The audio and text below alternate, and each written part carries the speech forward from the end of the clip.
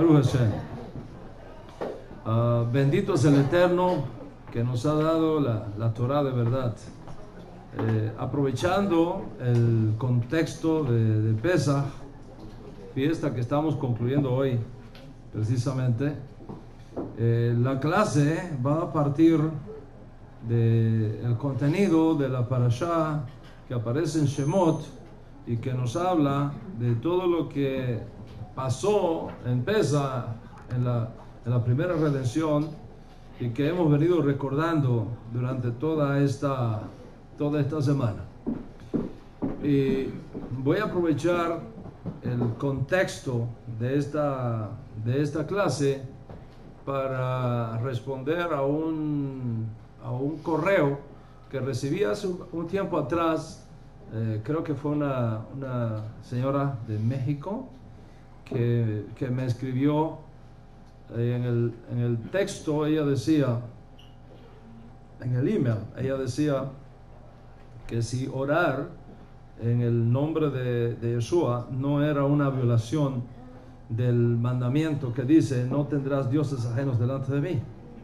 Para aquel entonces yo le contesté ese correo y me animé a escribir un ensayo sobre el tema, y después un amigo lo tradujo también al inglés. Lo tenemos en español, lo tenemos en inglés, pero voy a aprovechar el contexto que se da en la fiesta de Pesach, donde Moisés ejerce un rol mediador impresionante. De hecho, lo conocemos como el primer redentor, para hablar de este tema tan extraordinario y tan importante. 80 años de edad tenía Moshe cuando recibió esa encomienda en su vida de ir a rescatar al pueblo judío que estaba en las terribles experiencias de esclavitud en Egipto. Él fue obediente, confronta al faraón, hace las señales que el Eterno le había otorgado, y percibe cómo el corazón del faraón se endurece más cada vez ante la evidente demostración del poder del Dios de los hebreos. 10 terribles plagas caen sobre Egipto, cada una de estas plagas destruyendo divinidades y altares considerados sagrados e intocables por los egipcios, demostrando así la superioridad del Dios de Israel sobre los falsos dioses de Misraim. Constantemente Moshe Rabenu repite al faraón el mismo mensaje: deja ir a mi pueblo para que me sirva, deja ir a mi pueblo para que me sirva. Y ante la gravedad de cada plaga, su corazón se ablandaba, pero luego que la plaga era quitada, se endurecía, pensando que tal vez el asunto era puramente casual, un fenómeno de la naturaleza. Y vienen nuevas plagas hasta que finalmente la muerte misma hará presa del palacio imperial y de cada casa de los Misrim, hasta que finalmente el faraón deja ir al pueblo de Israel y el primer éxodo tiene lugar. En esta parashá que cuenta todas estas cosas extraordinarias,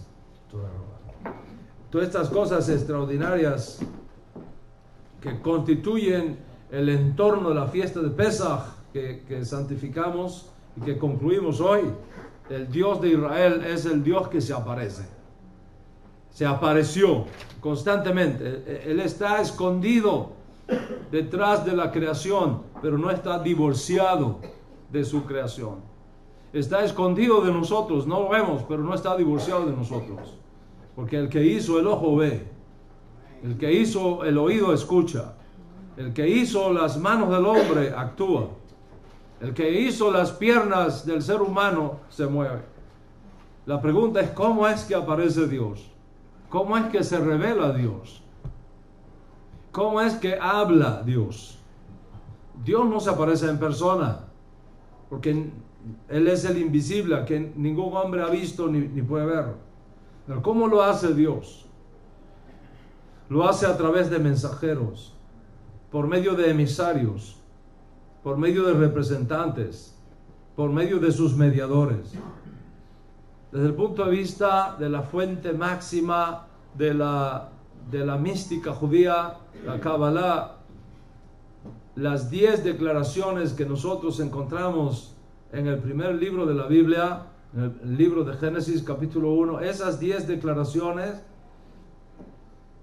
constituyen 10 vasijas de revelación, constituyen 10 instrumentos creativos de revelación, las famosas 10 sefirot, que son vistas como canales creativos, como canales de revelación. Para los cabalistas, ascender a Keter desde Malhut, Keter lo que está más arriba, Malhut lo que está más abajo, ascender de Malhut a Keter exige de cada uno de nosotros un aprendizaje, una tremenda maestría para ir escalando los diferentes mundos y subiendo los diferentes peldaños que llevan finalmente a la presencia misma del Altísimo. El tema que hemos de considerar aquí es si tal cosa constituye una violación del mandamiento que dice: no tendrás dioses ajenos delante de mí. Y esto es relevante para nosotros, para todo el pueblo de Israel, para los cabalistas y para cada una de las sectas judías actuales, pero sobre todo es importantísimo para nosotros los nezaritas, porque en nuestras oraciones privadas, no siempre, pero generalmente concluimos nuestros ruegos invocando los méritos de nuestro Maestro Yeshua Mashiach. Incluso en nuestro libro de rezos, en el Sidur Netzarita, que nosotros, una parte de eso confesamos aquí: Anachnu Mapelin Kol Tahanunenu Sehud Yeshua Mashiach. Ofrecemos nuestras plegarias, Tahanunenu, nuestras plegarias, Sehud, por los méritos de Yeshua HaMashiach. Y después unimos nuestra alma al alma de nuestro justo Mashiach para recibir los méritos del Tzadik de Israel y contar así con la frescura de su Kedushá para subir a los atrios de la casa del Eterno y los ámbitos superiores. Es esto que decimos y confesamos una violación del mandamiento que dice: no tendrás dioses ajenos delante de mí, o tenemos en qué apoyarnos. ¿Por qué invocamos los méritos de Yeshua para acercarnos a los ámbitos superiores, a la casa del Eterno, a la presencia del Santo de los Santos, Hakadosh Baruch Hu Baruch Shemo? ¿Por qué lo hacemos? Para responder a esta pregunta tenemos que mirar el Sidur tradicional de oración elaborado por nuestros hermanos de la casa de Israel que todavía no reconocen a Yeshua como Mashiach. En este Sidur tradicional leemos lo siguiente, y cito: todas nuestras justicias son ante ti como trapos de inmundicia, y no venimos delante de ti confiando en nuestras justicias, sino en tus muchas misericordias. Porque, ¿qué somos nosotros? ¿Qué es nuestra vida? ¿Cuáles son nuestros méritos? ¿Qué valen delante de ti nuestras fuerzas y valentías? ¿Acaso no son nada delante de ti todos los fuertes? Ante ti los hombres de renombre son como si nunca hubieran existido, los sabios como carentes de sabiduría, los entendidos como sin inteligencia, pues todas nuestras acciones son sin valor y los días de nuestra vida vanidad delante de ti. Esa es una declaración tremenda que muestra la gloria, la santidad del Dios de Israel frente a la inmundicia de labios del ser humano. ¿Cómo resolvieron los sabios esta situación de nuestras justicias como trapo de inmundicia frente a la santidad de Hakadosh Baruch Hu Baruch Shemo? ¿Cómo la resolvieron? Ellos introdujeron, los sabios talmúdicos introdujeron el Sehut Avot, el mérito de los padres, Y por eso, en el Sidur, después de hacer esa tremenda declaración, Ma'anachnu, que somos nosotros, responde diciendo, Yehi razón, sea tu voluntad, Señor nuestro, eterno, y Señor de nuestros padres, que te llenes de misericordia sobre nosotros, y de esta forma, con la abundancia de nuestra misericordia, recuerdes para nosotros, preste mucha atención, recuerdes para nosotros el sacrificio de Isaac nuestro padre. Recuerda el sacrificio de Isaac nuestro padre,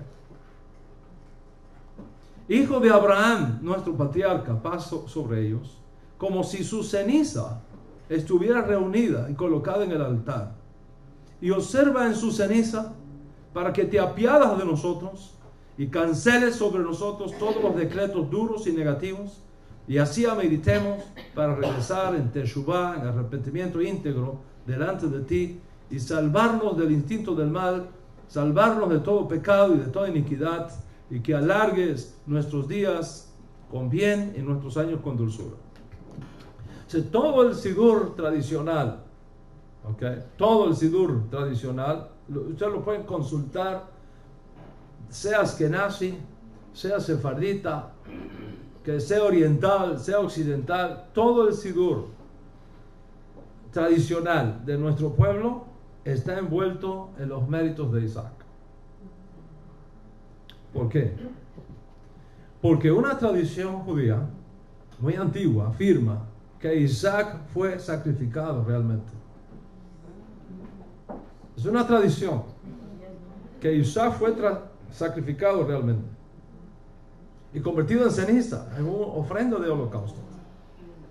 Y que después, cuando Abraham vio las cenizas, ocurrió un tremendo milagro. Dios resucitó a Isaac, lo levantó de entre los muertos.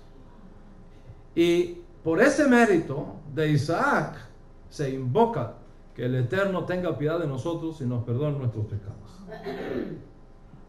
Sobre esa base se constituye todo el sistema de plegarias y rezos en la sinagoga tradicional. Nosotros sabemos que Isaac no murió, y lo sabemos por nuestros libros, lo sabemos por el testimonio de la Torá, que Isaac no llegó a ser sacrificado sobre el altar. Pero no fue ese el caso con nuestro santo maestro Yeshua el Mesías. Él sí fue sacrificado, él sí murió y resucitó. Fue resucitado por Dios mismo, conforme a las Escrituras.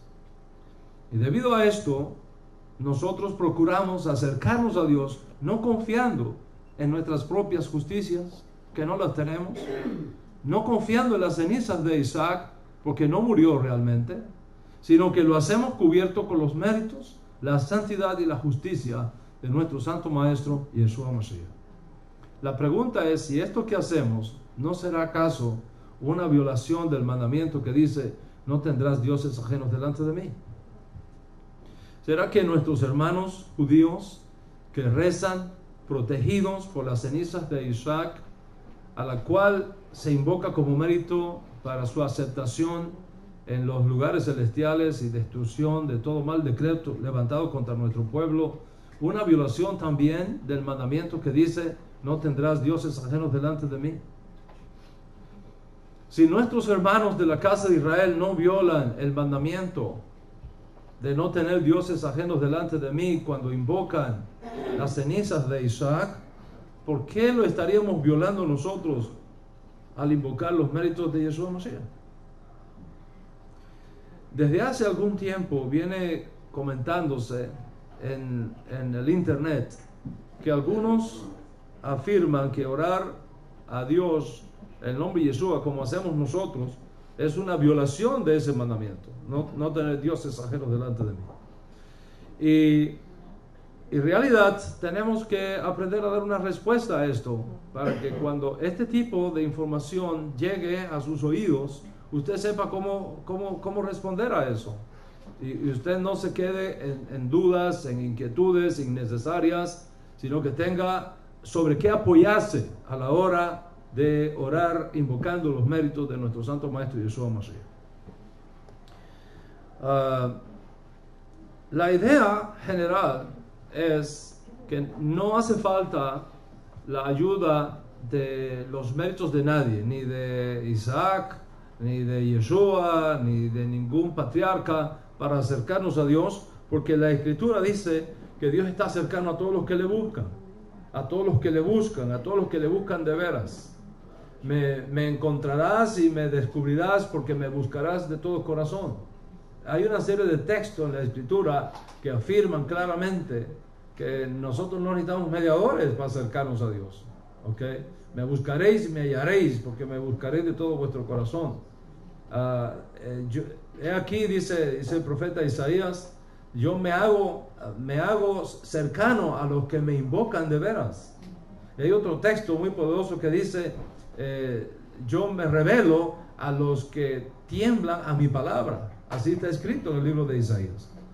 Algunos creyentes, cuando escuchan este tipo de argumento, especialmente los creyentes que están ávidos de conocer sus raíces hebreas, al exponerse a este tipo de argumentos y corren el peligro de caer en la trampa tendida contra sus almas, y de a poquito se van desligando de Yeshua. Eso no es rápido, de a poquito. Cada vez Yeshua vale menos y menos y menos y menos, hasta que finalmente se desligan completamente de Yeshua para destrucción de sus almas en esta edad presente y en el mundo por venir. Es un grave daño desligarse de Yeshua.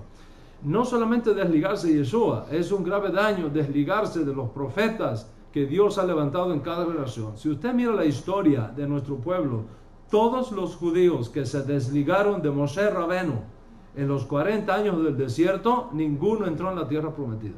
No hubo uno solo, todos cayeron en el desierto. Y debido al grave daño que tal argumento podría ocasionar a muchos, es necesario conocerlo y responderlo desde una posición judía y desde una posición bíblica, por supuesto. Y esto es precisamente el objetivo de esta clase en la conclusión de Pesach. La primera pregunta que tenemos que hacernos para responder a este argumento es: ¿qué significa intermediario? Esa es la primera pregunta. Cuando la Torah dice, no tendrás dioses ajenos delante de mí, ¿qué significa eso? ¿Qué significa intermediario? ¿Qué significa un mediador? Hay una tradición que llamamos la tradición juanina, no porque Juan mismo la escribiera, sino porque es una tradición que viene de Yohanan, que afirma que Yeshua dijo estas palabras: nadie puede venir al Padre sino por mí. ¿Qué quiere decir eso? ¿Qué quiere decir eso? Rabino Shaul escribió: hay un solo Dios, y un solo mediador entre Dios y los hombres, Yeshua HaMashiach, hombre. ¿Qué quiere decir eso? ¿Qué quiere decir que Yeshua sea el único mediador entre Dios y los hombres? Para responder a esta pregunta, tenemos que primero ver cuál es el significado bíblico de mediador, de intermediario. Desde el punto de vista de las escrituras hebreas, un intermediario o un mediador es un agente divinamente establecido para representar a Dios entre su pueblo. Un agente divinamente establecido para representar a Dios entre su pueblo y, por supuesto, entre su pueblo y él. Esa es la definición más básica. La palabra hebrea que mejor describe esa función es la palabra malach, de donde viene malachim, ¿ok? También viene malachá, que quiere decir trabajo, el servicio que se hace a una obra ordenada por Dios. Quiere decir, cuando Dios quiere intervenir en los asuntos humanos, lo hace siempre a través de agentes divinamente asignados. Ninguna persona, ningún conjunto de personas puede venir delante de la presencia de Dios sin un agente establecido por Dios mismo a su favor. Por ejemplo, cuando el Eterno nos dio la Torah, lo hizo bajo claras y firmes medidas de seguridad, tremendas medidas de seguridad, Solamente Aarón y sus hijos, los Coanín, los sacerdotes, podían entrar en el lugar santo para ofrecer sacrificios a Dios. Shemot capítulo 19, a partir del verso 22, documenta lo siguiente: hasta los sacerdotes que se acercan a mí deben consagrarse. Hasta los sacerdotes. Ok, hasta los sacerdotes que se acercan a mí deben consagrarse. De lo contrario, yo arremeteré contra ellos. Moisés le dijo al Señor: el pueblo no puede subir al monte Sinaí, pues tú mismo nos has advertido: pon un cerco alrededor del monte y conságramelo. El Señor le respondió: baja y dile a Aarón que suba contigo, pero ni los sacerdotes ni el pueblo deben intentar subir a donde yo estoy, pues de lo contrario arremeteré contra ellos. Como es evidente, el pueblo no podía acercarse a donde estaba Dios. Dios mismo había puesto un cerco de protección alrededor del monte. Ni siquiera los sacerdotes podían hacerlo en esta ocasión. Solamente 2 personas fueron autorizadas por Dios para accesar a la presencia del Eterno. ¿Quiénes fueron esas 2 personas? Moshe Rabeno y Aarón HaKohen. Moisés y Aarón. ¿Y qué función realizaron allí Moisés y Aarón? Función de mediadores, representantes del pueblo. Shemot capítulo 24, verso 1 documenta: también le dijo el Señor a Moisés: sube al monte a verme, junto con Aarón, Nadab y Abiú, y 70 de los ancianos de Israel. Ellos podrán arrodillarse a cierta distancia, pero solo tú, Moisés, podrás acercarte a mí. Solo tú podrás acercarte a mí. Moisés, el resto del pueblo no deberá acercarse ni subir contigo. Moisés fue y refirió al pueblo todas las palabras y disposiciones del Señor, y ellos respondieron a una voz: haremos todo lo que el Señor ha dicho. ¿Quién era el único que podía acercarse a la presencia del Eterno? Moisés. Solamente Moisés. Observa entonces cómo Moisés, el primer redentor, ejerce una función mediadora. Dios habla con él, Moisés habla con el pueblo habla con Moisés, y Moisés le lleva a Dios las palabras que dijo el pueblo. Si un mediador, desde el punto de vista de la Torá, es alguien que tiene suficiente mérito para acercarse a Dios y representar al pueblo ante Dios, y al mismo tiempo hablar a Dios a favor del pueblo para que Dios acepte al pueblo. Por ejemplo, una vez que el tabernáculo de reunión es establecido, se dieron reglas para el uso del mismo. En relación al lugar santísimo, solamente el Cohen Gadol, el sumo sacerdote, podía acercarse a Dios y ofrecer allí sacrificios a favor de toda la nación. Nadie que no fuera sumo sacerdote podía cruzar la línea del lugar santo. Ni siquiera los Coanín, mucho menos los Levín, mucho menos los israelín. No podían acercarse. Dice la Torá, Levítico 16: el Señor le habló a Moisés después de la muerte de los 2 hijos de Aarón, quienes murieron al acercarse imprudentemente al Señor. Le dijo el Señor a Moisés: dile a tu hermano Aarón que no entre a cualquier hora en la parte del santuario que está detrás de la cortina, es decir, delante del propiciatorio que está sobre el arca, no sea que muera cuando yo aparezca en la nube por encima del propiciatorio. Cualquier Yehudí, cualquier judío que tuviera la osadía de acercarse al lugar santo o al lugar santísimo por sí solo, sería cortado de Israel.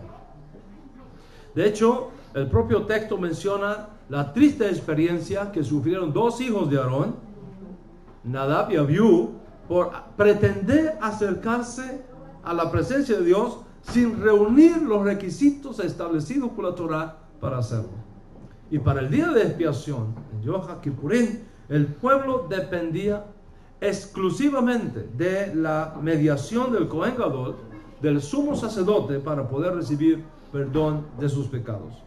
Por tanto, Rabotai, cuando nosotros hablamos de un mediador o un intermediario, tenemos que entenderlo dentro del judaísmo.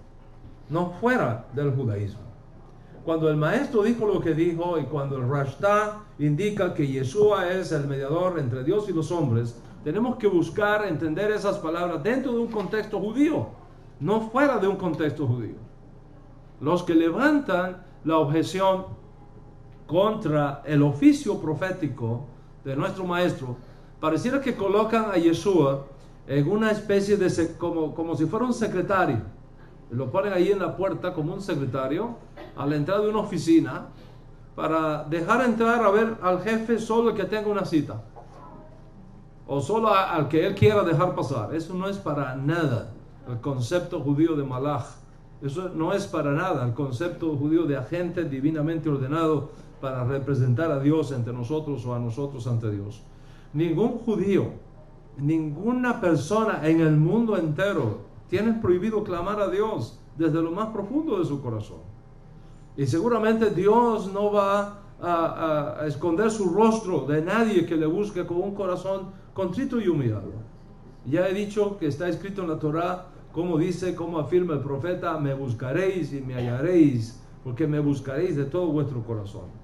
Por otro lado, está prohibido en la Torá ir a un malaj, sea un profeta o un ángel de Dios, o sea Yeshua mismo, el Mesías, y orarle y pedirle a ese malaj o pedirle a Yeshua como si fuera Dios, porque tal cosa sí sería una violación del mandamiento que prohíbe tener dioses ajenos delante de mí.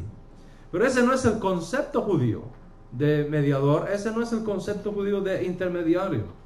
Incluso el propio Yeshua prohíbe rezarle a otro que no sea Dios. Entonces tenemos que hacer un esfuerzo por interpretar las palabras de Yeshua y de los rabinos antiguos, no con nuestra mentalidad del siglo XXI, sino dentro de un contexto judío específico, como lo es el Tanaj y como lo es el judaísmo del segundo templo.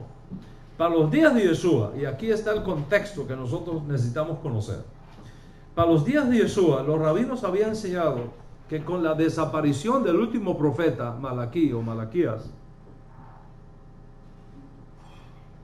la presencia divina se había apartado de Israel. Y con la destrucción del segundo templo, los rabinos enseñaron que las puertas del cielo habían sido cerradas para nuestro pueblo. Hay un tratado talmúdico que se llama Baba Batra, que trata profundamente acerca de las implicaciones que tuvo la destrucción del segundo templo en el contexto del tema que estamos hablando aquí. Entonces, si fue creído que la presencia divina se había retirado de Israel con la partida del último profeta, en este caso Malaquías, y que ya la presencia divina no estaba en Israel, máxime con la destrucción del segundo templo, ¿cuál es la función entonces de un mediador según la Torá? Lo que un mediador hace es abrirnos esa puerta de nuevo. Abrirnos esa puerta de nuevo. Y ese es el mensaje de Yeshua. Que aunque los profetas hayan pasado y aunque el templo esté destruido, por sus méritos el acceso a la presencia divina está disponible para todo creyente que invoque sus méritos en ese proceso. Dios, según la Torá, está airado con el hombre. Eso es una verdad bíblica. El Salmo 7:11 dice: Dios está airado con los impíos todos los días. Dios está airado con los impíos todos los días. Que Yeshua sea el mediador significa que por sus méritos Dios está dispuesto a recibirte, Dios está dispuesto a perdonarte y Dios está dispuesto a aceptarte como un hijo. Que Yeshua sea mediador no significa que tengamos que orarle a Él o que tengamos que pedirle a Él directamente, sino que ahora por sus méritos y por su justicia el camino al Padre está abierto para nosotros. Como dije, Yeshua mismo nos instruye que ninguna oración puede ser dirigida a otro que no sea Dios. Todo lo que pidieres al Padre. Cuando ustedes vayan a orar, digan: nuestro Padre que estás en los cielos. Es más, un yehudí se acercó a Yeshua y le dijo: Maestro bueno, ¿qué tengo que hacer para heredar la vida eterna? Y Yeshua le dijo: ¿por qué me llamas bueno? Solamente Hashem es bueno. Amén. Así que el hecho de que Yeshua sea el único mediador significa que solamente Él nos puede abrir la puerta de entrada al lugar santísimo en los lugares celestiales. Y por eso está escrito en nuestros libros: acerquémonos confiadamente al trono de la gracia y hallemos gracia para el oportuno socorro. Así está escrito. Que Yeshua sea mediador significa que el camino está abierto para que tú y yo podamos disfrutar de un acercamiento personal a Dios de forma directa y de forma confiable. En nuestros libros está documentado lo siguiente, y cito: así que, hermanos, teniendo plena confianza para la entrada en el lugar santísimo por el alma de Yeshua, cuya vida nos abrió un camino nuevo y vivo a través de la cortina sagrada, esto es su cuerpo, y teniendo un Cohen Gadol sobre la casa de Dios, acerquémonos con corazón sincero, en plena certidumbre de fe obediente, purificados los corazones de mala conciencia y lavados los cuerpos con agua pura. Mantengamos sin titubear la confesión de nuestra esperanza, porque fiel es el que lo prometió.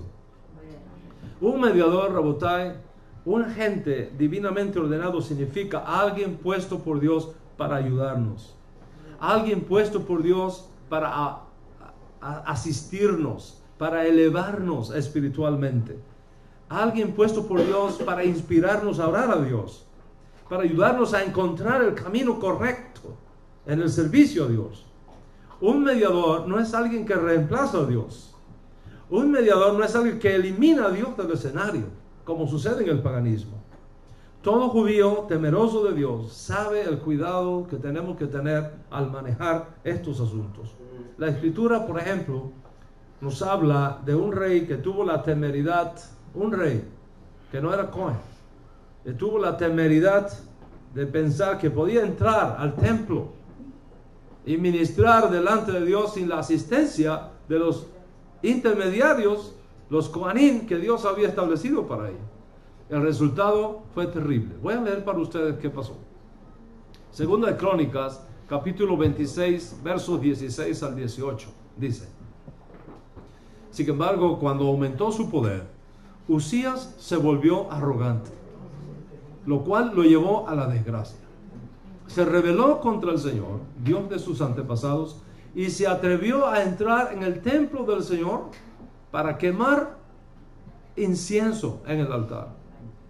Detrás de él entró el sumo sacerdote Azarías, junto con 80 sacerdotes del Señor, todos ellos hombres valientes, quienes se le enfrentaron y le dijeron: no corresponde a su majestad quemar el incienso al Señor. Esta función de los sacerdotes exclusiva descendientes de Aarón, porque ellos son los que están consagrados para quemar el incienso. Salga usted ahora mismo del santuario, pues ha pecado, y así Dios el Señor no va a honrarlo. Esto enfureció a Usías, quien tenía en la mano el incensario listo para ofrecer el incienso. Pero en ese mismo instante, allí en el templo del Señor, junto al altar del incienso y delante de los sacerdotes, la frente se le cubrió de lepra. Al ver que Usías estaba leproso, el sumo sacerdote Azarías y los demás sacerdotes lo expulsaron de allí a toda prisa. Es más, él mismo se apresuró a salir, pues el Señor lo había castigado. El rey Usías se quedó leproso hasta el día de su muerte. Tuvo que vivir aislado en su casa y aislado del gobierno del país.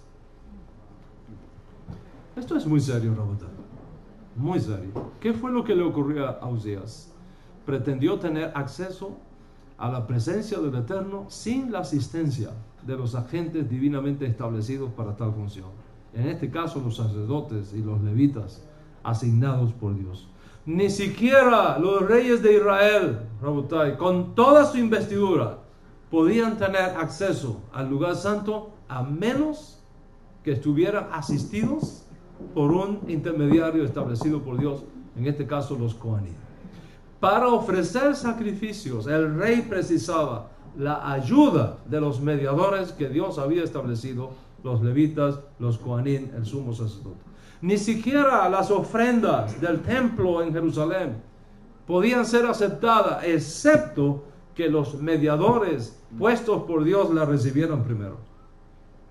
Yeshua, como mediador, de los bienes venideros realiza una función semejante a la de Aarón en los bienes presentes, si el templo estuviera en pie. Cuando nosotros traemos una ofrenda a Dios, debemos traerla confiando en los méritos del sumo sacerdote de los bienes venideros. Y ese sumo sacerdote de los bienes venideros es nuestro justo Mesías. Por tanto, cuando invocamos el nombre de Yeshua, no estamos reemplazando a Dios, estamos acudiendo a Él en su rol como su sumo sacerdote, para que sus méritos hagan aceptable delante del Eterno nuestro ruego. No le estamos pidiendo a Yeshua, no le estamos orando a Yeshua, no le estamos rogando a Yeshua, estamos orando al Padre cubiertos por los méritos de nuestro Santo Maestro Yeshua Mashiach. No solamente el Eterno dio esta función a los sacerdotes, también a los profetas.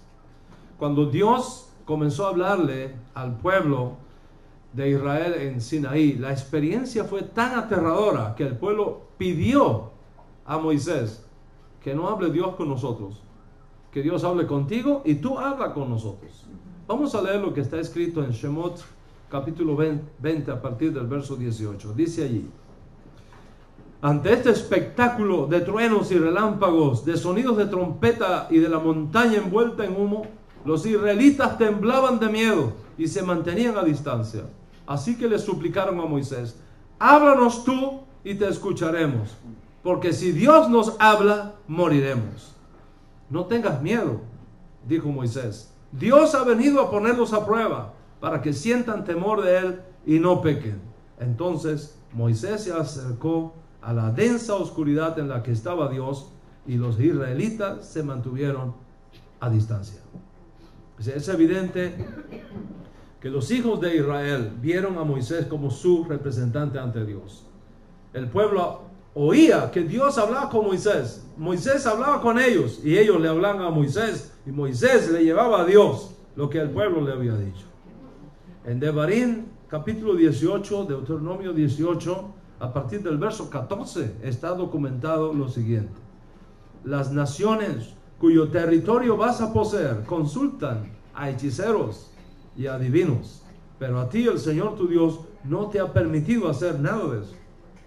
El Señor tu Dios levantará de entre tus hermanos un profeta como yo. A él escucharás. Esto fue lo que le pediste al Señor tu Dios en Horeb, el día de la asamblea, cuando dijiste: no quiero seguir escuchando la voz del Señor mi Dios, ni volver a contemplar este enorme fuego, no sea que muera. Y me dijo el Señor: está bien lo que ellos dicen, por eso levantaré entre sus hermanos un profeta como tú. Pondré mis palabras en su boca y él les dirá todo lo que yo le mande. Si alguien no presta oído a las palabras que el profeta proclame en mi nombre, yo mismo le pediré cuentas. Pero el profeta que se atreva a hablar en mi nombre y diga algo que yo no lo haya mandado a decir, morirá. La misma suerte correrá el profeta que hable en nombre de otros dioses. Eso es tomar el nombre de Dios en vano. Eso es tener dioses ajenos delante de mí. Tener dioses ajenos delante de mí significa ir a consultar a un brujo y no a Dios. Tener un Dios ajeno delante de mí significa ir a consultar con un hechicero y no con Dios. Tener dioses ajenos delante de mí significa ir a consultar con las líneas psíquicas y no con Dios. Sin embargo, esta escritura, cuando es evidente que consultar con un hechicero es la violación del mandamiento que dice: no tendrás dioses ajenos delante de mí, al mismo tiempo esta escritura dice: ustedes no van a tener necesidad de buscarse un hechicero o de buscarse un agorero, porque ellos trabajan con las fuerzas del mal del otro lado. Yo les voy a levantar un profeta, y ese profeta es el que les va a hablar a ustedes, y ustedes van a prestar atención al profeta que yo levante en medio de ustedes. Por lo tanto, escuchar las palabras de un profeta enviado por Hashem no es tener dioses ajenos delante de mí. Escuchar a un profeta para orientarnos en el camino, para enseñarnos acerca de Dios, de los caminos de Dios, servirle a Dios, orarle y alabarle a Dios de forma apropiada, no solamente no es violar el mandamiento, sino que forma parte de la correcta metodología judía para servir a Dios de forma apropiada. Dios mismo fue quien estableció los profetas para instruirnos en el camino del servicio al Eterno. Así pues, Rabotai, cuando Yeshua es declarado mediador entre Dios y los hombres, está tomando esa figura judía de la función sacerdotal que nos ayuda y nos instruye en cómo podemos servir y cómo podemos adorar a Dios de forma correcta. Y Yeshua fue muy cuidadoso con esto. Él no dejó duda alguna, él no dio la más mínima ocasión para que alguien fuera a equivocarse con él. Las palabras que yo les hablo no son mías, son del que me envió. Ese fue su mensaje. Yo no digo nada que no haya oído primero de mi Padre. Dijo, la doctrina que yo expongo no es mía, es del Padre que me la dio. Y dijo más todavía, dijo, el que me recibe a mí, no me recibe a mí, recibe al Padre que me envió. Y el que cree en mí, no cree en mí, recibe al Padre que me envió. Por lo tanto, Rabotai, cuando nosotros decimos que Yeshua es mediador entre Dios y los hombres, estamos destacando esa función profética que Moisés tuvo. Estamos destacando esa función profética que los sacerdotes tuvieron y que el propio Moisés afirma que tendríamos con la aparición precisamente del Mesías, el profeta aludido en esa profecía, que yo levantaré un profeta de entre tus hermanos, a él oiréis. ¿Quién ejerce hoy día esta función en el judaísmo? ¿Quién ejerce hoy día esta función en el judaísmo? ¿Los rabinos? Los rabinos son los que ejercen esa función por excelencia. El rabino es el líder generacional de una comunidad. El rabino es el que interpreta la Torah al pueblo. El rabino es el que instruye al pueblo en los caminos de Hashem. Es el que muestra a los hijos de Israel cómo conducirse de forma apropiada según los mandamientos. El rabino es el que tiene la responsabilidad de orientar al pueblo cómo servir a Dios y cómo aplicar la Torah a las nuevas condiciones de vida que se van dando en el pueblo. El rabino es el juez de la comunidad. El rabino es el que interpreta el significado de la Torah a sus miembros. El rabino es el que establece la halajá o las leyes e instrucciones que deben seguir sus estudiantes para que les vaya bien aquí en esta tierra y para que cosechen grandes galardones en el mundo por venir. Dice la Torah en Devarim capítulo 17, y cito: irás al juez que yo ponga sobre ti y le preguntarás y harás conforme él te instruya. No te separes de su enseñanza, ni a la izquierda ni a la derecha. Procederás según las instrucciones que te den y el veredicto que pronuncien, y seguirás al pie de la letra todas sus decisiones. El soberbio que muestre desacato al juez en funciones será condenado a muerte. El soberbio que muestre desacato, desobediencia al juez en funciones, será condenado a muerte. Claro, el sentido pashat, el sentido básico, gramatical, histórico de esta instrucción opera a nivel nacional de Israel para conducir los asuntos de la nación. Pero a nivel de comunidad, el rabino es el juez de la comunidad. Y el espíritu de la ley aplica en una microescala de la comunidad local a lo que el mandamiento aplica a una macroescala a nivel de la nación de Israel. Sí, el rabino es el responsable de guiar. El rabino es el responsable de educar. El rabino es el responsable de aconsejar, de instruir, de encaminar en los buenos caminos de la Torah a todos los que son recibidos en la comunidad. Y según la Torah, ellos son los responsables de velar por el bien material y por el bien espiritual de cada miembro y de cada familia de la comunidad. En el judaísmo, Rabotai, especialmente en el judaísmo hasídico, el rabino es visto como el representante de Dios en la comunidad. Cuando un rabino dicta una halajá, ¿quién es alguien para revocar su dictamen?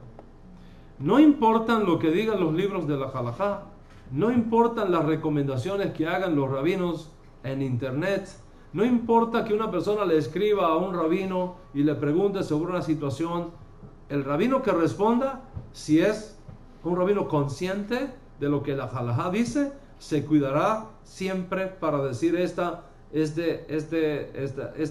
parte que no puede faltar. Es como un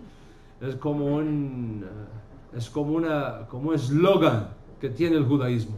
Consulta, aunque esto está escrito así, consulta con tu rabino para los detalles de cómo aplica la halajá en tu caso. Consulta con tu rabino. ¿Por qué? Porque en el judaísmo el rabino es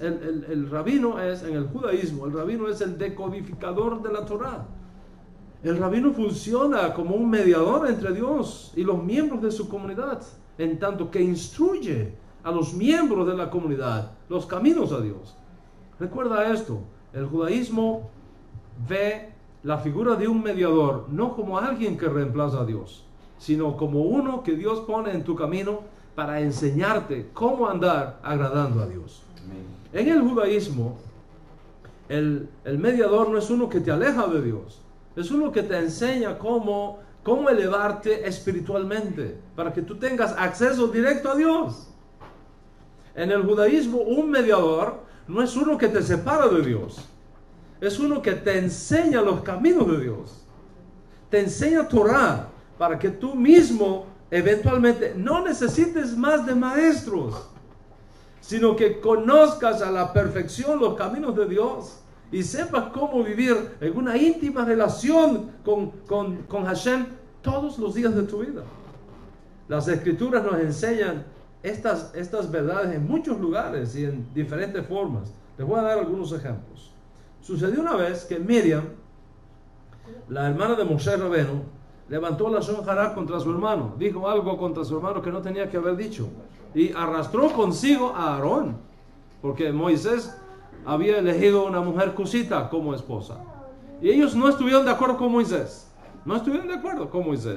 y Miriam, y como ella era profetisa, le dijo a su hermano Aarón, solamente por medio de Moisés ha hablado Dios, solamente por medio de él ha hablado Dios. En otras palabras, tú y yo también somos profetas. ¿Por qué Moisés va a hacer estas cosas que está haciendo si Dios también ha hablado por nosotros? Pues mire, ¿sabes qué? Que se quede con su nueva mujer y nosotros nos vamos a encargar de dirigir el pueblo de ahora en adelante. Moisés queda destituido y Dios escuchó y mandó a buscarlo a ambos a su presencia. Y cuando vinieron, mire el diálogo que se dio. Números capítulo 12 a partir del verso 5. Entonces el Señor descendió en una columna de nube y se detuvo a la entrada de la tienda del tabernáculo. Llamó a Aarón y a Miriam. Aarón, Miriam, a los dos.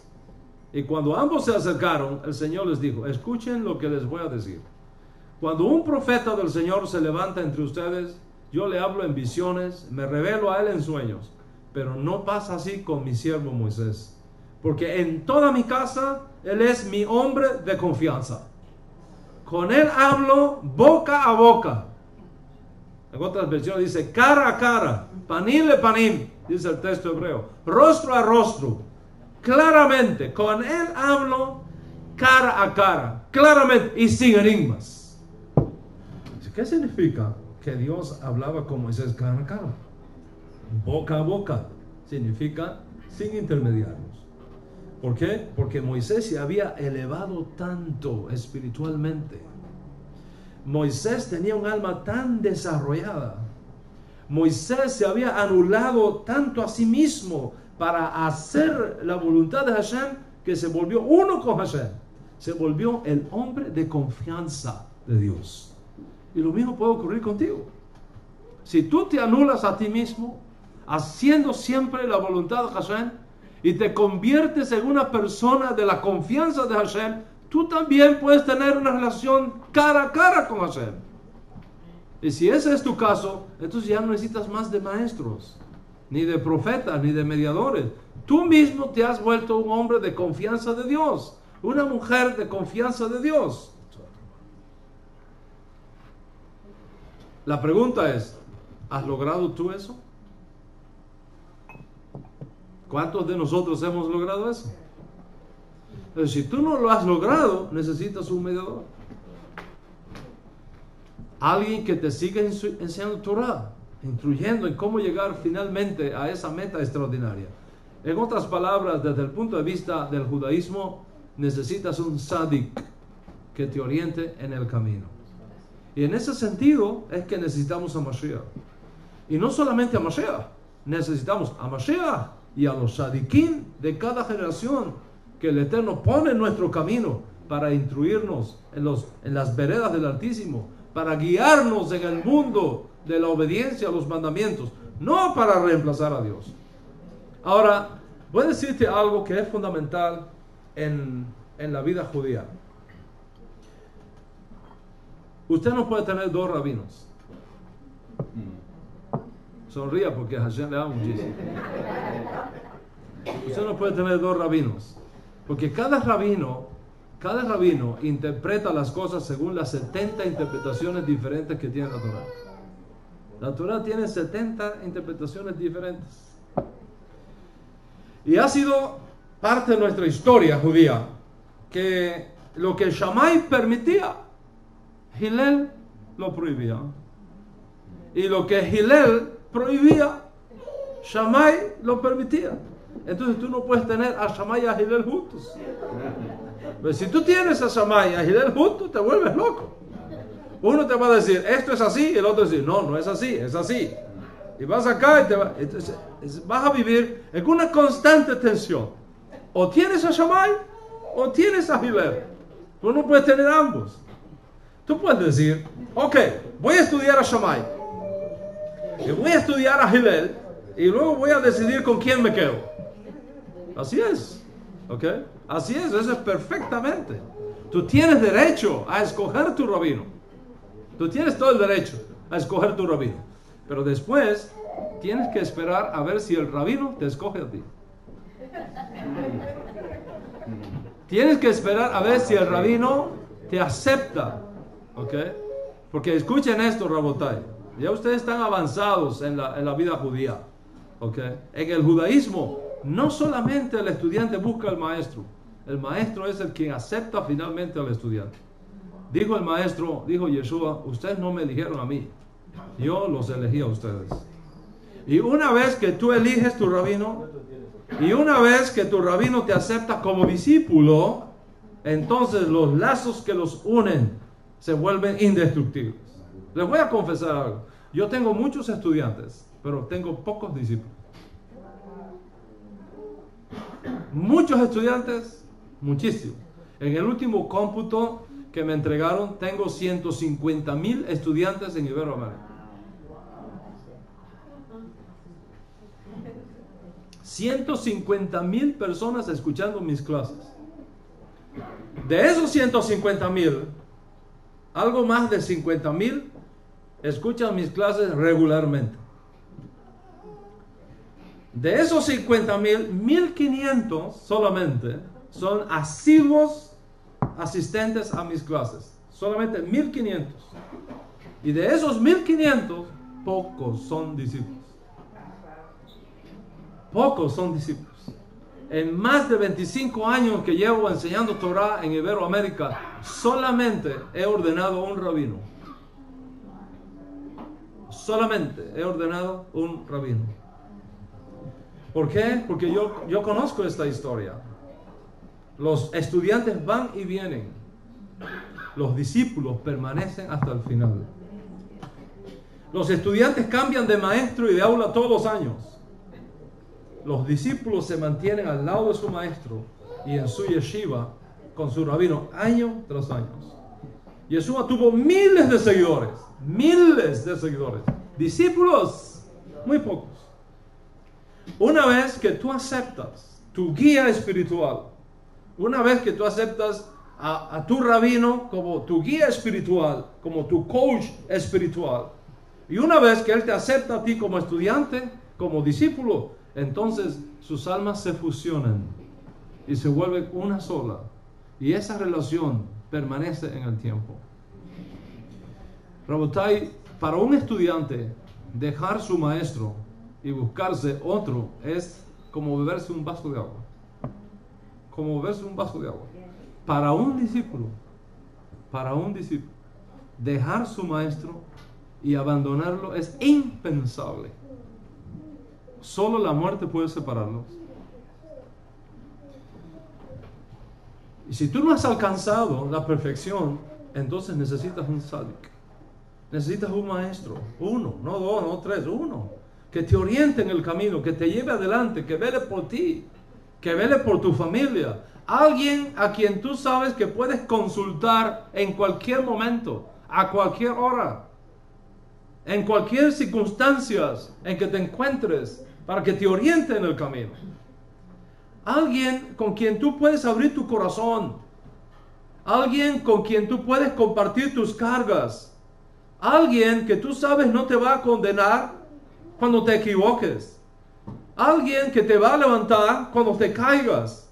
Alguien que te va a ayudar siempre a mejorarte y a elevarte hasta que tú llegues a la meta final.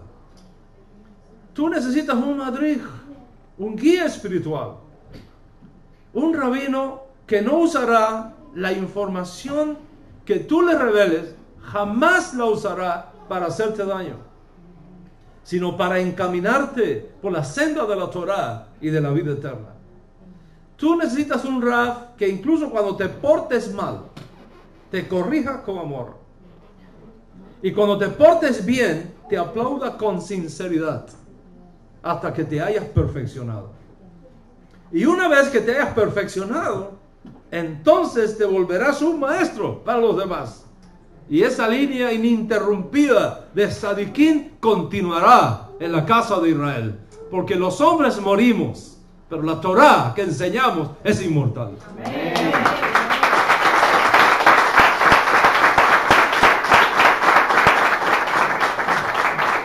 Así pasó con Yeshua cuando aprendió a los pies de Moshe Rabbeinu. Así pasó con Elisha cuando aprendió a los pies de Eliyahu Hanabí. Y porque Elisha sirvió a Eliyahu, fue escogido para ser el próximo profeta en Israel. Y es debido a esto que hay un dicho en el judaísmo que dice que quien le lleva las maletas al rabino será el próximo rabino. ¿Y cuál es el propósito, Rabotai?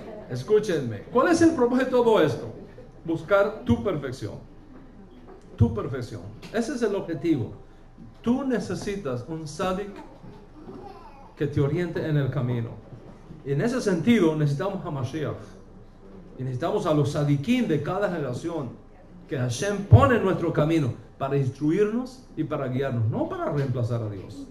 Moisés era el hombre de confianza de Dios. Y esa es la meta de Hashem para cada uno de nosotros, que lleguemos a esa estatura, a ese nivel, a esa altura de perfección, entrenados para toda buena obra.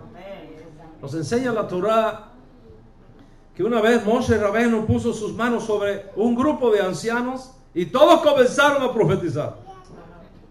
Y mientras estaban profetizando junto a Moisés, sucedió que uno de los ancianos seleccionados para formar parte del tribunal de justicia de Moshe Rabbeinu estaba a la distancia, lejos del resto. Y allá en medio de los hijos de Israel, este juez elegido, pero separado del grupo de los 70, comienza a profetizar también. Cuando Yeshua, uno de los asistentes de Moisés, conocido como Josué, lo oyó profetizar, fue corriendo a Moisés para que lo impidiera. Y esto es lo que sucedió. Dice la Torah, Números 12. Josué, hijo de Nun, uno de los siervos escogidos de Moisés, exclamó: Moisés, Señor mío, deténlos. Pero Moisés le respondió: ¿estás celoso por mí? ¿Cómo quisiera que todo el pueblo del Señor fuera profeta y que el Señor pusiera su espíritu en todos ellos? Observa la reacción de Moisés. Diera cualquier cosa, porque todo el pueblo de Israel fuera profeta y que el Eterno pusiera su espíritu en todos ellos. Así que la meta es que eventualmente todos tengan una relación íntima con Hashem mediante el don del Espíritu derramado en cada uno. Y eso es exactamente lo que anunciaron los profetas. En Jeremías capítulo 31, verso 34, cuando Hashem anuncia que va a hacer un pacto nuevo con la casa de Israel, Y según las provisiones de este pacto, mira lo que va a pasar. Ya no tendrá nadie que enseñar a su prójimo. Ni dirá nadie a su hermano, conoce al Señor, porque todos, desde el más pequeño hasta el más grande, me conocerán, afirma el Señor. Y yo les perdonaré su iniquidad y nunca más me acordaré de sus pecados. Mientras ese momento llega, todos necesitamos al hombre que Dios coloca en el camino para guiarnos en las sendas de la Torah. Y en este sentido, la meta del Eterno es que todos lleguemos a la estatura de Mashiach. Qué tremendas palabras y qué tremenda esperanza. Dice Yeshua, es tan profundo esto, y no lo podemos entender como digo, con la mente del siglo XXI. La relación de un rabino con sus discípulos en el primer siglo era algo tan íntimo, era algo tan profundo, que a veces se compara hasta con el amor de las mujeres. Mire si eso es profundo, ¿ok? Tenga mucho cuidado cómo lo interpreto, ¿ok? Porque esto era una realidad. Hoy día el amor se ha enfriado, pero en el primer siglo el amor de un rabino por su discípulo y su discípulo por su rabino era algo muy profundo. Dice el maestro, les he dicho todo esto por medio de parábolas, pero viene la hora en que ya no les hablaré así, sino que les hablaré claramente acerca de mi Padre. En aquel día pedirán en mi nombre. Y no digo que voy a rogar por ustedes al Padre. Oiga esto. Ni siquiera yo voy a rogar por ustedes al Padre. Porque el Padre mismo los ama. Porque me han amado y han creído que yo he venido de parte de Dios. Qué tremendas palabras. Y qué tremendas promesas. Que podemos llegar a la misma estatura espiritual de Mashiach. All right. Y es por eso que dice, mientras no llegamos ahí, dice Yeshua, no se separen de mí. No se separen de mí. Separados de mí, ustedes no pueden hacer nada. ¿Ok? Si ustedes se separan, Rabotai, escúchenme. Si ustedes se separan de Yeshua, el profeta enviado, estaremos siempre en la búsqueda sin llegar a ningún lugar. Te pasarás la vida buscando, no vas a llegar a ningún lugar. Y esto nos lleva a un punto fundamental en la fe: la unión del discípulo con su maestro. La relación de un yehudí con el tzadik es fundamental en el judaísmo. Recuerden, cuando nuestros antepasados estaban en el monte Sinaí, oyeron la primera mitzvah directamente de Dios, pero el resto de las mitzvot no fueron recibidas de Dios, fueron recibidas por medio de Moshe. ¿Por qué? Porque la Torah se imparte a través de un rabino. La Torah se imparte a través de tu relación con el tzadik. Eso es parte integral de la experiencia de la Torah. Un tzadik no es un maestro perfecto, no es uno que no peca. Absolutamente no lo es. Es simplemente un hombre que ha logrado superar las insinuaciones del Sejará la mayoría de las veces en su vida. Y Yeshua es el tzadik de los tzadikim. El tzadik de los tzadikim, porque nunca pecó ni se halló mal en su boca.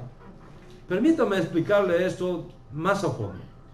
Según la fuente máxima del misticismo judío, la Cábala, una persona alcanza el nivel de tzadik cuando se ha anulado completamente a sí mismo y sus deseos ya no son suyos, sino solamente priva en su vida los deseos de Dios. Y eso es lo que Yeshua ha demandado de cada generación de sus estudiantes. Si alguno de ustedes quiere ser mi estudiante, el requisito es: niéguese a sí mismo. ¿Y quieren ser mi estudiante? Este es el requisito: niéguense a sí mismo y síganme. Y el ejemplo lo tenemos en el propio Yeshua. En una ocasión, los discípulos fueron a buscar algo de comer y le insistían: maestro, come. ¿Cuál fue la respuesta de Yeshua? Yo tengo una comida que comer que ustedes no conocen. Y ellos se preguntaban: ¿será que vino alguien y les dio comida primero que nosotros? ¿Cuál fue la respuesta de Yeshua al ver lo que ellos estaban pensando en su mente? Mi comida es que yo haga la voluntad de mi Padre y que termine mi obra. Mi comida es lo que me alimenta a mí, lo que me sostiene a mí, es que yo haga la voluntad de mi Padre y que termine mi obra. El judaísmo sin Yeshua, preste atención, el judaísmo sin Yeshua afirma que para recibir la profecía uno tiene que anularse a sí mismo hasta la nada. Y Yeshua lo dijo antes, mucho antes, y es el ejemplo para todos nosotros. Uno de sus estudiantes habló de él diciendo, se humilló a sí mismo hasta la muerte, y muerte por crucifixión, es decir, la peor muerte, la más humillante forma de matar que tenían los romanos. Y ese proceso de anulación es fundamental para llegar al nivel de Tzadik. Recuerda lo que Yeshua dijo, si ustedes quieren ser mis discípulos, niéguense a sí mismos, tomen su vara y síganme. Y cuando esto se alcanza, el alma espiritual, la neshama de ese discípulo que procede de un soplo de Dios, se revela en ello mucho más que en otras personas que no se han anulado completamente a sí mismos. Este fue el concepto que fue enseñado en muchas fuentes judías después. Hay muchísimas fuentes judías, no solamente el judaísmo nezarita, muchas otras formas del judaísmo enseñan esta gran verdad que salió al mundo por primera vez en los labios de Yeshua. Les voy a leer lo que dijo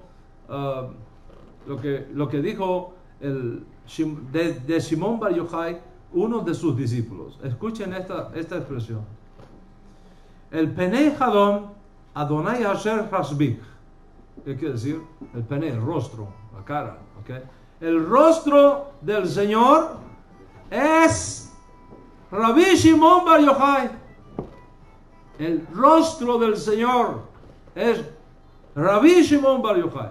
En otras palabras, Rabbi Shimon Bar Yochai, de bendita memoria, se anuló a sí mismo tanto que cuando salió de aquella cueva en la que estuvo 13 años estudiando Torah, siendo buscado por los romanos para matarlo, de donde salió el Zohar, el rostro del Rabí Bar Yochai, cuando sus discípulos lo vieron, dijeron, es el rostro de Dios. Fíjate qué nivel de anulación experimentó ese hombre. El Talmud Yerushalmi, en el Tratado de Eruvin 5:1 dice, todo lo que el profeta Elías hizo ante su maestro Ahijah Hasiloni fue hecho como si estuviera delante de la Shekinah. Fue hecho como si estuviera delante de la Shekinah, la presencia divina. Y esto se explica en Yesod Abodá, en el nombre del Rabdas. Esto se debió a que Ahijah tenía su mente y pensamientos conectados y unificados a la grandeza de la santidad. Y Elías, cuando se presentó ante su maestro, unificó sus pensamientos con los pensamientos de su maestro, con el amor de su corazón, y por lo tanto era como si estuviera frente a la Shekinah. Impresionante.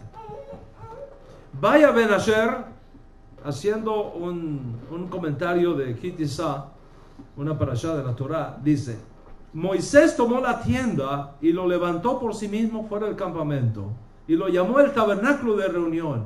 Y sucedía que cualquier persona que buscaba al Señor iba a la tienda de reunión que estaba fuera del campamento, diciendo que de aquí vemos que Moisés fue llamado con el tetragramatón, y también encontramos que Jacob se llama con él, y encontramos también que el nombre de un tzadik se llama con el nombre de Hashem, y también encontramos lo mismo con el rey Mesías, que es llamado con el tetragramatón, como se dice en Jeremías 23:6. Este será el nombre del Mesías, Hashem, nuestra justicia.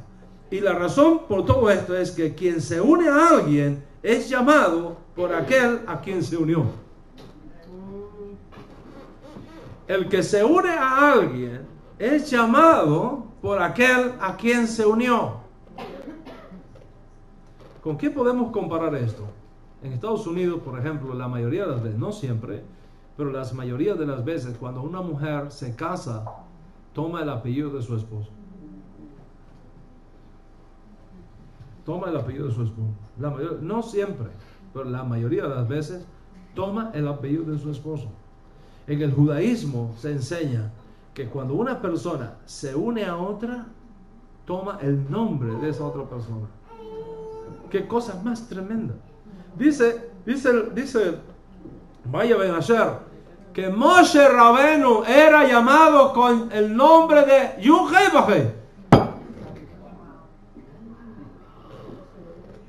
¿Cómo es posible?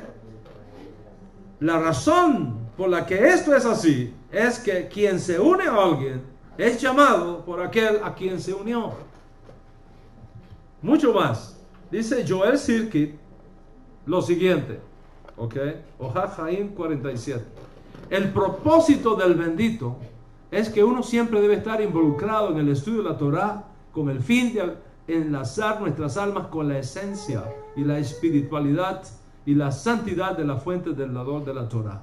Y si uno está involucrado en el estudio de la Torah con esta intención, se convierte en una merkabah, en un carro, como los carros donde el profeta Elías se fue, carro de fuego, una merkabah, se convierte en una merkabah, en un eijal, en un Aarón Kodesh, en una vasija de la Shejinah, bendita sea, para que la Shejinah, la Ruach Kodesh, la presencia divina, esté literalmente dentro de ellos, porque son un eijal a Dios, y dentro de ellos, literalmente, la Shejinah establece su morada.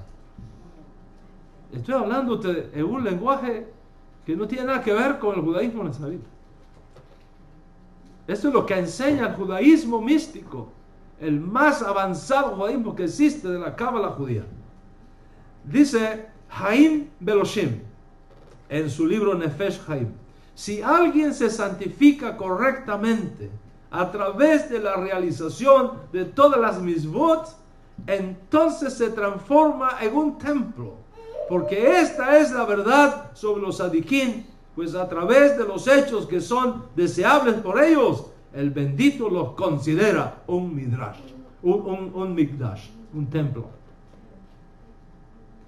Moshe Chaim Luzzatto escribió un libro que se llama Mesilat Yeshaim, y cito: el santo que une su alma constantemente a Dios se enciende con la comprensión intelectual de la verdad y con el gran amor y el temor de su Creador. He aquí una persona así, él mismo se considera como el tabernáculo, como el Beit HaMikdash y el Mishbeach. Y también se dice con respecto a los tzadikim que son la merkabah, porque la Shejinah habita en ellos, al igual que habitaba en el templo. Y cuando hablamos de un tzadik, no estamos hablando de cualquier cosa, Rabotai. Eliyahu Eliezer de Esler escribe en su obra Merbitzei Torah lo siguiente: y esta cosa es tan segura que uno que piensa en profundidad sobre ella, hasta que es imposible entender cómo alguien puede argumentar con él, por lo que ya se ha mencionado en las palabras de muchos grandes estudiosos como el Rajal y otros, que la imagen de un tzadik es la imagen de Hashem mismo, bendito sea, y ambos son los mismos. ¿Está escuchando esas palabras? Aquí detrás de nosotros vivió hace un tiempo atrás el gran rabino Menachem Mendel Schneerson, y él escribió un libro que se llama Likutei Sichot. El volumen 2 de este libro extraigo esta cita: el Rebbe, ese es el nombre que le da la dinastía Lubavitch a los rabinos, es una de origen askenazi, ¿okay? El Rebbe está completamente conectado con sus hasidim, con sus estudiantes, como dos tablas separadas que se pegan y se vuelven completamente una sola pieza. Y el Rebbe no es un intermediario que separa, el Rebbe es un intermediario que conecta. Por lo tanto, para un hasid, para un piadoso, unirse al Rebbe y unirse hacia Dios se vuelve una misma cosa. Unirse a tu Rebbe y unirse a Dios es la misma cosa. Y añade: si uno está involucrado en el estudio de la Torah con esta intención, se convierte en una merkabah, en un vehículo sagrado, y en un ejal, un altar viviente de la Shejinah, de la presencia divina, bendita sea, para que la Shejinah esté literalmente dentro de ellos, porque son un ejal a Dios, y dentro de ellos, literalmente, la Shejinah establece su morada. El judaísmo ve al Tzadik como un mediador, como un intermediario que une dos partes, que trae a un judío que está alejado de la Torah y lo une con la Shejinah. Si desde este punto de vista cada persona que pasa por este mundo tiene un trabajo personalizado que hacer. Cada uno de nosotros viene a este mundo para cumplir con una misión. En el cielo, mucho más de lo que cada persona va a recibir, se ha declarado, se ha establecido, ¿okay?, esa misión. Sin embargo, debido al pecado, por descuido, etc., esas bendiciones se pueden perder. Y un tzadik, a través de sus oraciones, puede abrir de nuevo los canales espirituales que permiten al destinado de recibir otra vez en su persona la misión que un día le fue entregada y que él por descuido perdió. O sea, la parte más difícil de todo este proceso es encontrar un tzadik que sea capaz de lograr eso, pues son muy pocos y la mayoría de los grandes tzadikim están ocultos en nuestras generaciones. Es tan importante esto, Rabotai, que el tratado talmúdico Berajot, en el folio 7a, dice, y cito, en el nombre de los tzadikim está también el nombre de Dios Todopoderoso. Al pronunciar el nombre de un tzadik, se puede alterar la naturaleza y se puede alterar la creación.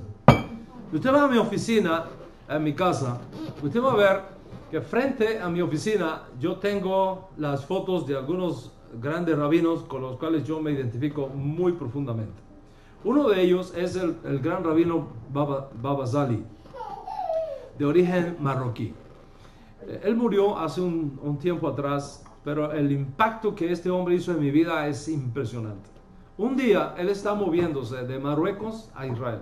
Iba en una travesía por barco y se levantó una tormenta, una terrible tormenta. Y él estaba un poco mayor, iba a pasar ya sus últimos días en Israel y le avisan de que hay peligro de que naufrague la embarcación. Entonces él tomó un poco de agua, la puso en una botella y le dijo a sus discípulos: acércate como puedas a la borda, echa esta agua al mar y di que en nombre de mi maestro se calme el mar. El discípulo lo hizo así, tomó el agua, fue, la echó al mar y dijo: en nombre de mi maestro Baba Zali, que se acabe esta tormenta. No habían pasado 3 minutos, se hizo una calma completamente. Ese fue Baba Zali. Un día estaba en un lugar y vinieron a tomarle fotos, y a él no le gustaba que le tomaran fotos, no le gustaban para nada. Y le dice a su asistente: dile que no me tiren fotos, por favor, que no me tiren fotos, no quiero que me estén tomando fotos. Pero le tomaron las fotos, de todos modos el hombre vino y le tomó las fotos. Cuando le hizo así a la cámara, cogió fuego la cámara y se le destruyó todo lo que tenía. Ese es el poder de los tzadikim. Ese es el poder de los tzadikim. No es cualquier cosa lo que estamos hablando. En el nombre de los tzadikim está también el nombre de Dios.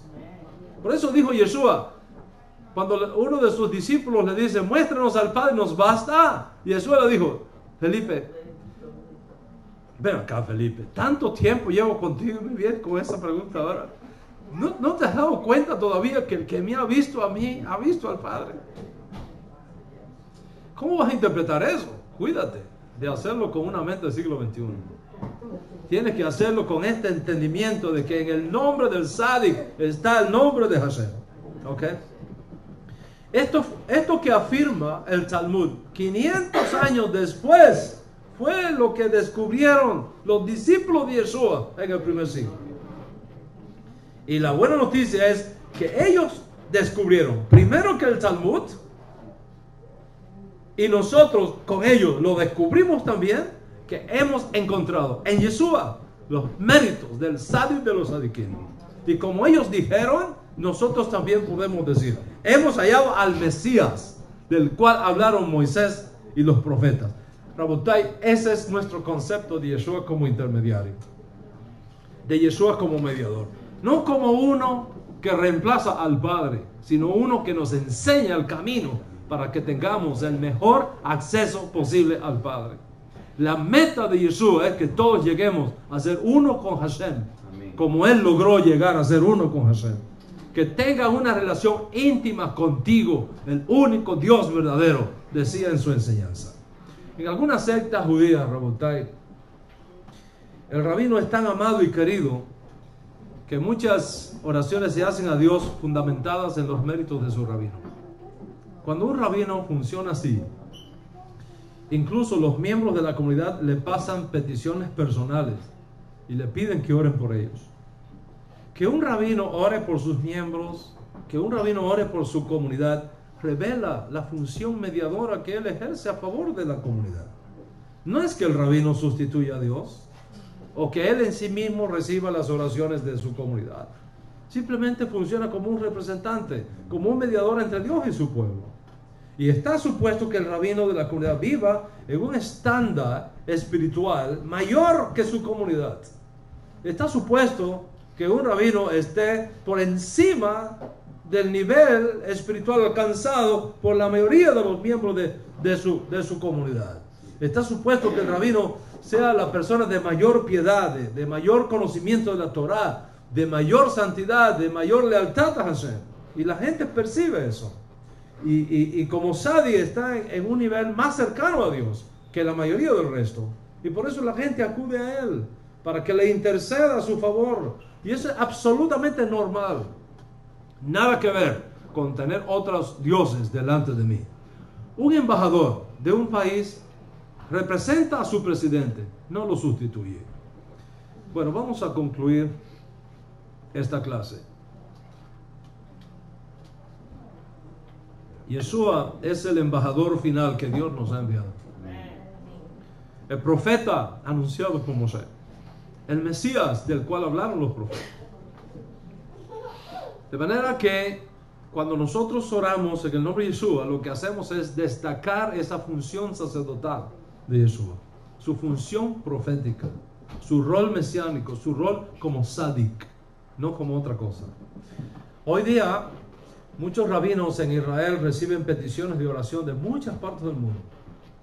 Ellos la toman consigo y oran por ellas en el muro. Y el pueblo judío hace eso constantemente. ¿Hay algo de malo en eso? Ciertamente que no.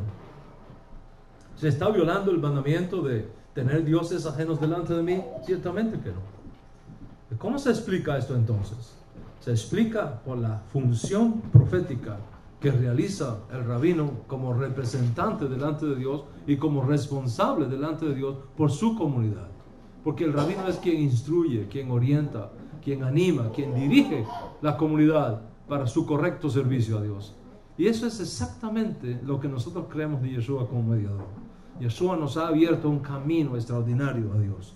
Nos ha abierto las puertas al santuario celestial. Y ahora sabemos por Él que Dios es uno y único y que no hay otro fuera de Él. Y por eso es que nosotros lo estimamos tanto. Y por eso es que lo amamos tanto y lo respetamos tanto. Y Él prometió, cuando se separó de nosotros, que su espíritu nos acompañaría hasta el momento de nuestra estancia final en esta edad presente. Por lo tanto, cuando nosotros mencionamos su nombre y nos acogemos a sus méritos, no estamos haciendo otra cosa que la forma más judía que existe de acercarse a Dios, por medio del profeta que Dios mismo ha puesto en medio de nosotros. ¿Qué hemos aprendido hoy? Hemos aprendido lo que significa mediador. Hemos aprendido lo que significa intermediario. Hemos aprendido lo que significa un rabí para su comunidad. Hemos aprendido que tanto en el judaísmo tradicional como en nuestro judaísmo nezarita que practicamos en esta casa, el uso de intermediarios es aceptable no para reemplazar a Dios, sino para facilitarnos el acceso a Dios. Hemos aprendido que una cosa es ser estudiante y otra cosa es ser discípulo. Hemos aprendido que un estudiante viene y se va sin mayores compromisos, pero un discípulo se mantiene siempre al lado de su maestro, se compromete con él. Un discípulo ama lo que su maestro ama. Un discípulo lucha por lo que su maestro lucha. Un discípulo protege lo que su maestro protege. Un discípulo cuida lo que su maestro cuida. Hemos aprendido que la relación entre un judío y un tzadik es fundamental en el judaísmo. Y hemos aprendido que la unión entre un rabino y un discípulo es de 3 dobleces tan fuertes que es muy difícil romperlo. Y quisiera aprovechar, a modo de conclusión, contarles una historia de la vida real que ilustra muchísimo esto. Había un cantor, un Hassan, en una comunidad judía de Polonia, que llevaba ya 5 años casado y no tenía hijos. Y aquello era preocupante. Se acercaba Rosh Hashanah, se acercaba el día de Año Nuevo civil, Yom Teruah, y todos los años el rabino oraba por él para que pudiera concebir y tener bebé, y el milagro no se daba. Ya cuando habían pasado 5 años, que es una fecha muy especial dentro del judaísmo para estos casos, el rabino llamó al Hassan y le dijo: mira, yo llevo 5 años orando por ti para que concibas, y no hay forma que conciba, tu mujer sigue estéril. En tal lugar hay un rabino muy grande, vete este año Rosh Hashanah para allá, vete con tu esposa para que él te haga una verajá y puedas concebir. Okay, ya llevas 5 años sin tener bebé, ya tienes que tener bebé. Ve allá y yo voy a encargar aquí de los rezos, yo voy a encargarme aquí de atender la comunidad, vete tú para allá. Así acordaron. Llegó Rosh Hashanah, se abrieron las puertas de la sinagoga para las oraciones de Arbit de Rosh Hashanah, la tarde previa a Rosh Hashanah, y para sorpresa del rabino, ahí estaba el Hassan. No se había ido a ningún lugar. Entonces el rabino dice: ¿cómo es eso? ¿Cómo no te fuiste? Dice: me regresé, a mitad de camino me regresé. Dice: ¿y por qué te regresaste? Porque mire, rabino, yo lo amo tanto a usted que me puse a pensar, yo voy allá, este rabino ora por mí, mi mujer concibe, ¿y qué va a decir todo el mundo? Que el otro rabino es más grande que el mío. Y eso yo no lo voy a permitir nunca. Prefiero quedarme sin hijos aquí que con hijos allá y que hablen así de usted. El rabino lo miró y le dijo: por esa palabra que acabas de decir, el año que viene, para esta época, tendrás tu hijo. Y así fue. Exactamente 9 meses después concibió y tuvo hijo. Esa es la buena noticia de la clase de hoy. Pero también está el otro lado de la moneda. Está la parte oscura de lo que hemos estudiado hoy. ¿Y cuál es la parte oscura? Nos dicen los grandes maestros de nuestro pueblo que para el tiempo, cuando estemos llegando al final de esta edad presente, el respeto hacia los rabinos se acabará. La gente se burlará de los rabinos, no le harán caso, no lo van a respetar, todo el mundo va a protestarles, harán cada cual lo que quieran, y habrá un enorme descenso en la espiritualidad. El rabino dirá una cosa y la gente hará otra. El rabino aconsejará una cosa y la gente va a hacer lo contrario. Esto fue algo que advirtió Rabino Shaul en sus días, y lo advierten también los rabinos del Talmud. Voy a leerles para ustedes lo que advirtió Rabino Shaul a uno de sus discípulos, precisamente el único que estuvo con él en el momento final de su vida. De todos los estudiantes que Rabbi Shaul tuvo, solamente un discípulo estuvo con él en el momento cumbre de su vida. Y a este discípulo le escribió y le dijo: debes saber esto, hijo mío. En los postreros días vendrán tiempos peligrosos, porque habrá hombres amadores de sí mismos, avaros, vanagloriosos, soberbios, blasfemos, desobedientes, ingratos, impíos, sin afecto natural, implacables, calumniadores, temperantes, crueles, aborrecedores de lo bueno, traidores, impetuosos, infatuados, amadores de los deleites más que de Dios, que tendrán apariencia de piedad, pero negarán la eficacia de ella. Y más tarde, sobre el mismo tema, 400 años después de escribir esto, Rabino Shaul de Tarso, escribe el Rabí Yohanan, Sanedrín, folio 98a. Rabí Yohanan dijo: el hijo de David solo vendrá en una generación que sea completamente malvada. Una generación que sea completamente malvada. Y más adelante afirma: antes de la venida del hijo de Isaí, la generación será totalmente depravada. Las casas de estudios las convertirán en casas de prostitución. Los sabios serán burlados. No habrá respeto por los maestros de Torah. Como vemos, la llegada de Mashiach depende mucho de nosotros mismos. Mucho de nosotros mismos. Y se sabe que para lograr la paz debemos ser cuidadosos en evitar todo el odio infundado, como el hecho de evitar hablar peyorativamente uno de los otros.